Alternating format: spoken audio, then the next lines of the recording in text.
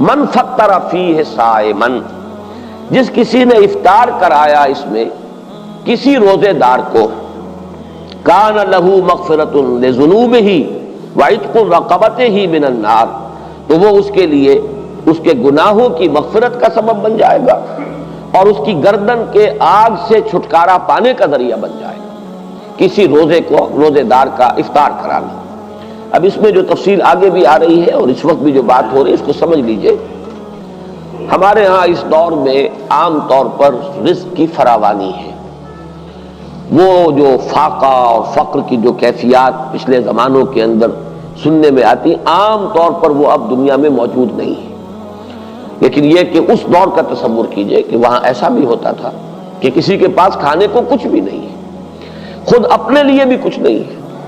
ہو سکتا ہے کہ وہ صرف کہیں سے کوئی تھوڑی سی دودھ کی لسی بنا کر بیٹھا ہو روزہ افطار کرنے کے لیے اور اس کے پاس خود کچھ نہ ہو۔ اس حالت میں کوئی اور شخص جس کے پاس یہ بھی نہ ہو، اگر اس کے پاس آتا ہے تو وہ اپنے اس تھوڑی سی لسی میں سے اگر اپنے کسی اور بھائی کو بھی کچھ پلا دیتا ہے 2 گھونٹ، تو اس کا جو اجر و ثواب اس وقت اس پس منظر میں ہے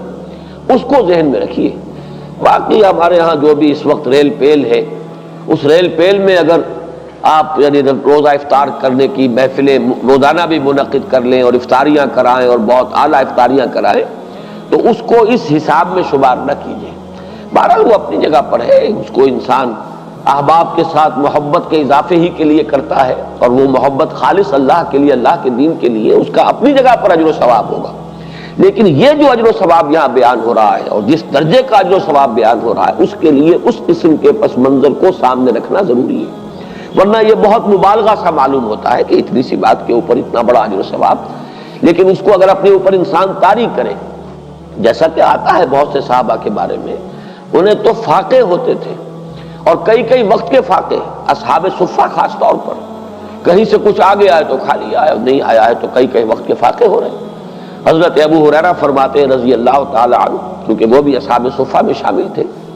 کہ ایسا بھی ہوتا تھا کہ کئی وقت کے مسلسل فاقے کی وجہ سے غشی طاری ہو جاتی تھی، لیکن لوگ یہ سمجھتے تھے کہ شاید انہیں مرگی کا دورہ پڑا ہے، لہذا وہ گردن پر پاؤں رکھ کے اور دباتے تھے۔ یہ کیفیت بھی وہاں پر ہوتی تھی، چونکہ اللہ تعالیٰ نے جو نظام محمد الرسول اللہ صلی اللہ علیہ وسلم کو دیا اس میں وہ جبری مساوات نہیں تھی، والنٹری تھا جو معاملہ تھا،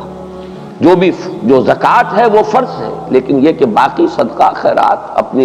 اپنے رزق میں دوسروں کو شامل کرنا یہ لوگوں کے اپنے جذبے پر چھوڑ دیا گیا تھا۔ لہذا وہاں انصار کے ہاں عام طور پر یہ نہیں تھا کہ اسی قسم کے حالات پورے مدینے میں تھے۔ وہ واقعہ بھی آتا ہے کہ خود حضور صلی اللہ علیہ وسلم کو کئی وقت کا فاقہ تھا، لیکن ظاہر بات ہے کہ حضور کسی کے سامنے دست سوال دراز کرنے والے تو نہیں تھے۔ اتنے میں حضرت ابو بکر آ جاتے ہیں، ان کی کیفیت بھی وہی ہے، حضور نے دیکھ لیا، چہرے سے مشرے سے اندازہ ہو جاتا ہے کہ فاقہ ہے۔ حضرت عمر آئے، ان کا حال بھی یہی ہے۔ تو حضور پھر ان دونوں کی وجہ سے اٹھے، ان کو لے کر ایک انصاری کے باغ میں پہنچے۔ اب ان انصاری صحابی کی عید ہو گئی کہ حضور تشریف لائے، وہ دوڑے فوراً باغ میں سے کچھ انگوروں کے خوشے کچھ اور چیزیں لا کے فوراً رکھی اور پھر چھری ہاتھ میں لے کر دوڑے لپکے کہ کسی جانور کو ذبح کرے اور پھر یہ کہ ضیافت کا اہتمام کرے۔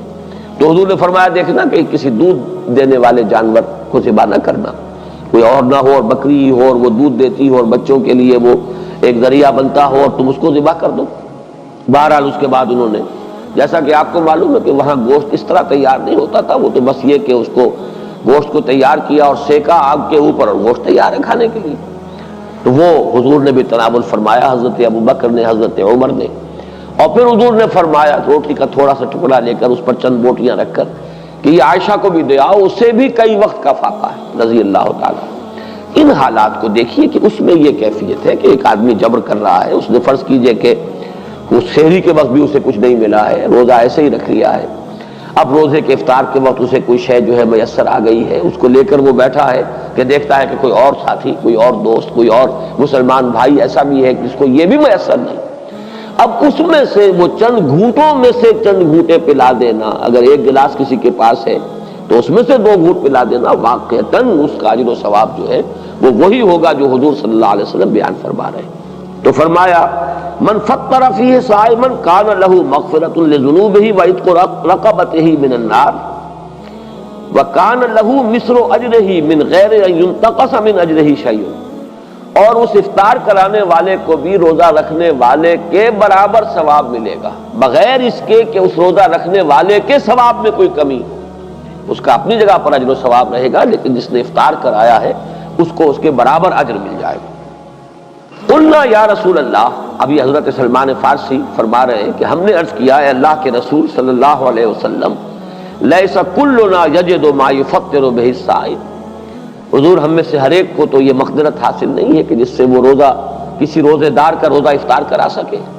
ہم پر تو خود جو ہے بہت فقر کا غلبہ ہے، ہم بہت احتیاج کی کیفیت ہے۔ لیس کلنا یجد ما یفطر بہ الصائم، فقال رسول اللہ صلی اللہ علیہ وسلم، تو ارشاد فرمایا اللہ کے رسول صلی اللہ علیہ وسلم نے، یؤتی اللہ ھذا الثواب، اللہ تعالیٰ یہ ثواب عطا فرما دے گا اس شخص کو بھی، من فطر صائما علی مضغۃ لبن، جس نے کسی روزے دار کا روزہ افطار کرایا کسی لسی کے گھونٹ پر، اور شربۃ من ماء، یا پانی بھی کسی وقت اس قدر کمیاب ہو جاتا ہے کہ پانی ہی نہیں ہے، تو پانی میں سے بھی کسی کو حصے دار بنا لیا ہے،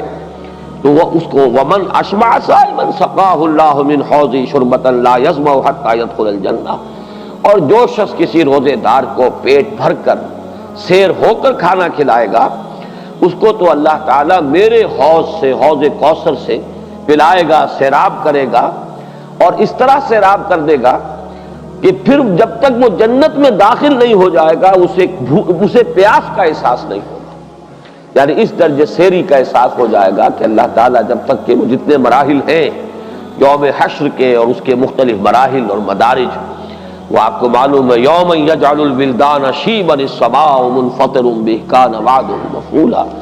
وہ دن کے جس کے شدائد ایسے ہیں کہ بچوں کو بوڑھا کر دینے والا دن ہے، تو اس دن پھر پیاس نہیں لگے گی اس شخص کو جس کو اللہ تعالیٰ میرے حوض سے پلائے گا۔ تو فرمایا کہ جو کسی صائم کو پیٹ بھر کر کھانا کھلائے گا روزے دار کو، سقاہ اللہ من حوض شربۃ لا یظمأ حتی یدخل الجنہ وہو الشہر اولہ رحمہ، یہ جو مہینہ مبارک ہے اس کے 3 عشرے ہیں، پہلے عشرے کے بارے میں فرمایا وہ اللہ تعالیٰ کی رحمت کا مظہر ہے، وَأَوْسَطُهُ مَغْفِرَةٌ، اور اس کا درمیانی عشرہ جو ہے وہ گویا کہ اللہ تعالیٰ کی طرف سے مغفرت کا پروانہ لے کر آتا ہے، وَآخِرُهُ عِتْقٌ مِّنَ النَّارِ، اور اس کا آخری عشرہ وہ تو گویا کہ آگ سے مستقل چھٹکارا پا جانے کا پروانہ ہے، وَمَنْ خَفَّفَ عَن مَمْلُوكِهِ فِيهِ غفر اللہ لہ وَاعْتَقَہُ مِنَ النَّارِ، اور جو شخص اس ماہ مبارک میں اپنے کسی غلام کی مشقت میں کمی کرے گا، تخفیف کرے گا، تو اللہ تعالیٰ اس کی مغفرت فرمائے گا اور اسے جہنم کی آگ سے چھٹکارے کا پروانہ عطا فرما دے گا۔